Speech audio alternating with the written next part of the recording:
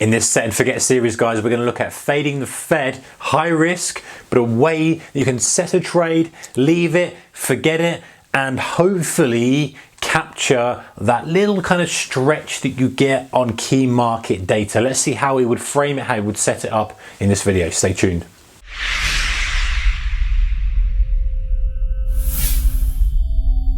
Hey guys, warm welcome to you. All right, so this is for those of you who can't always be in front of the screen or want to kind of have something that gets them into a trade, or it feels like they're doing something. Now, these set and forget on a few videos, and some of them are coming up soon as well, so make sure you've got your notifications turned on and subscribed and all that good stuff. But these kind of videos are something that you can, a strategy you can think about. Again, never any recommendation, personal recommendation on this channel, purely information, take it or leave it kind of stuff. But this is a way that you can maybe get yourself into a trade in a very small position. Maybe it's a way that you can feel like you're part of the trading action, if you like, even when you can't be in front of the screens. Because I appreciate a lot of people running businesses, they've got work, they've got other commitments, whatever it may be. And so sometimes having a very small position in some of these trades, and this is kind of a pretty high risk kind of one, guys, we'll see in a moment.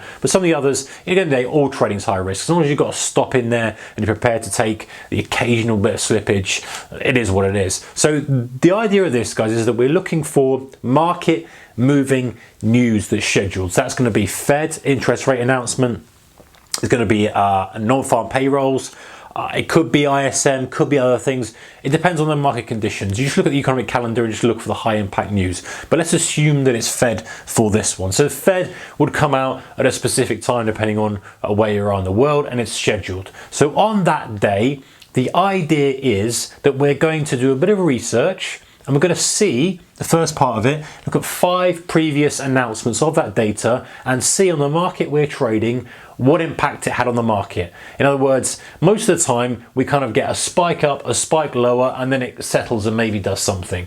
So we want to look at that spike area. We want to see how much it moved up and down, what the distance was for the past 5 occurrences of this data, and then we're going to take an average. And the idea is that market will end up stagnating, waiting, and then this kind of thing will generally happen. I'm exaggerating a bit, but that's often what happens when the data comes out. Data comes out, spike up, spike down, back to the middle, and then it decides to do something. And that's what you're hoping for. Now, occasionally you're going to get a surprise bit of news and it'll spike up and it'll continue up and it'll just keep going. That's the rarity generally, but it does happen, and that's why people tend to be flat for these kind of things. So what we're trying to do, so we're basically saying, okay, this is what normally is happening, and it has to have happened for the past 5 days. And we're saying, okay, what's the average move that we get from peak to trough? So let's say from peak to trough, we say, okay, well, the average move from peak to trough here, let's say it's 150 points. Let's say we're trading the Dow, or let's say it's pips if we're trading a currency pair, for argument's sake. So that's our average. So now we're going to bracket our orders around that. So what we need to do at some point in the trading day, as close to this time as possible, let's say this is 3 p.m. UK time, or whatever the time is, at some point, as soon as we can to that. It doesn't matter if it's, again, we're trying to do something that fits around your lifestyle. So at some point in the morning perhaps, but you've got to be careful that the market's not oscillating around too much. You want that little quiet period before the announcement. You're going to set bracket orders. So what are these bracket orders? These bracket orders are going to be 75 points to the upside. You're going to have a sell limit, and then down here you're going to have a buy limit.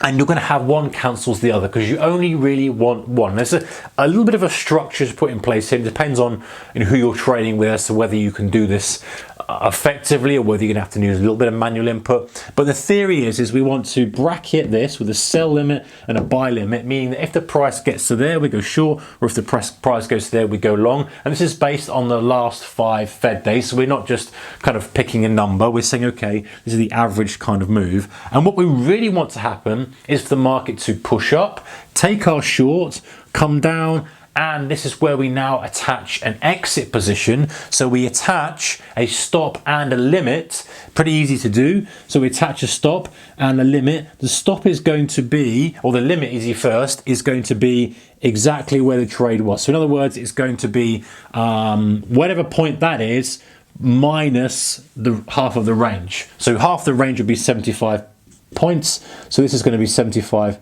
points. So whatever point that entry we had at the limit is, then we're just going to take 75 points or pips off that, and that now is our limit to buy. So we're looking for half of the move, and our stop is going to be, again, we can choose how we do this. You might want to use half of that, so, or you might want to say 2/3 of that, something like that. So let's say you do 40 points above it.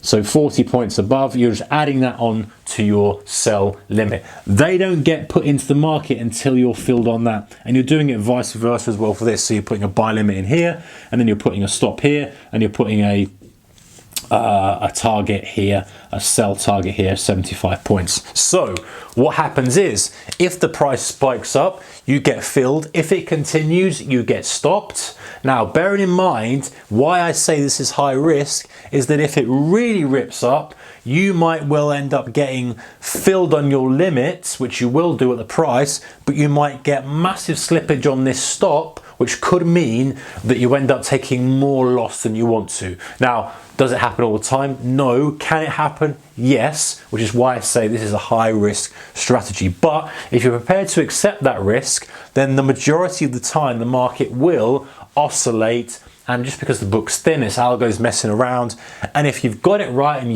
you've got the right frame around it, you'll get hit on the sell limit. You're filled, comes back down to the midpoint here. Your automatic cover price comes in. You're out of the trade. Everything else gets cancelled. You're grabbing a quick 75 points in this instance. Now, if it doesn't, it comes back and then it comes back up. Then you're going to get stopped out up there. Now, you might want to add some adjustments to it. You might want to say, hey, depending on whether broker you're using as well, that should be a trailing stop. In other words, if it comes up, fills in, goes down, this comes down with it to protect it, then fine, you can do that. Or you might say, hey, I just want to leave that stop. I just want to kind of run this down and just have bracket it around this. There's ways to do it, but and there's multiple permutations, guys. This is just one of them. I think this is one of the most effective ones.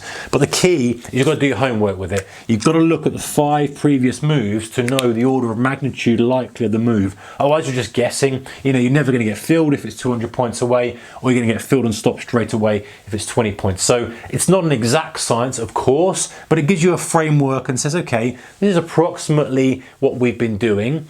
We've not gone crazy. We've kind of spiked around here. So I'm going to frame my trade around that. I'm going to put my limit in up there. I'm going to put my limit in down here, attach my stops. The idea is I get filled on one, the others cancelled, the others then get into the market. I either get stopped out or I take my 75, done. So it's a quick trade. That's why it's handy to have it automated. Good for a set and forget, because if you structure the orders correctly and you've nested them all right, then you can just set it and forget it. Worth checking out if you're going to do this kind of thing. And again, none of these things are recommendations, guys, of course, but have a little play around on a demo, because then you can see, because it all does depend on how you get the orders and whether you put the right orders in. And one mistake can end up being the wrong, kind of getting you the wrong fill or the wrong position and stuff. But this is quite a nice strategy to employ. When you're in front of the screen as well, it's something that I like to do. I like to fade these kind of extensions often when we have data. Sometimes it's so quick you can't get on it. Sometimes they're just enough to get filled. Sometimes you don't get a fill. Sometimes you get filled and get stopped straight away. But overall, it's quite a nice strategy, because if you look back yourself at some of these data things, most of the time they spike up, spike down, and generally do nothing. But make sure you've got your stop in. Make sure you've got your limit in, and make sure you're comfortable with anything. Again, never recommendations, guys. Make sure you're comfortable with your risk and keep your risk managed and capped. All right, guys, take care. See you next one. Bye-bye.